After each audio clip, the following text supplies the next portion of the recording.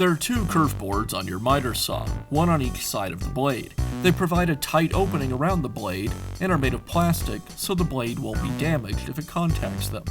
The kerf boards can become cracked or broken if there is a kickback. Replacing the kerf boards is a repair that you can do yourself, and I'm going to show you how. Hi, I'm Mark Socha. Do-it-yourself repairs like these are easier than you might think. From lawn machines to cordless drills, kitchen mixers, Outdoor grills. our how-to videos walk you through each repair from start to finish. So doing it yourself means never having to do it alone. Let's get started.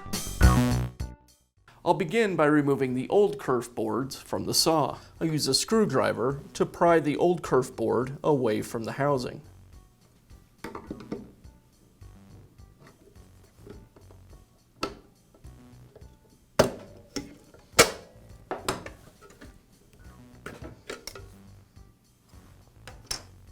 Same on the other side.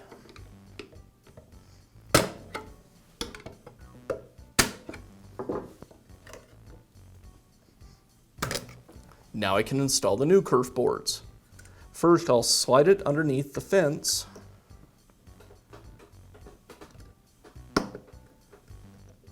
And then press the center and front tabs into the base.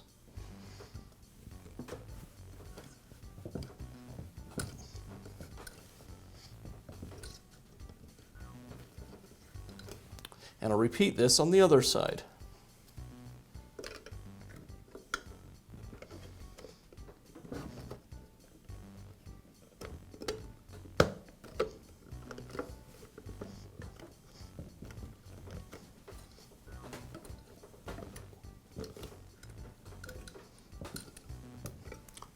You'll notice the opening is pretty tight right after you install them.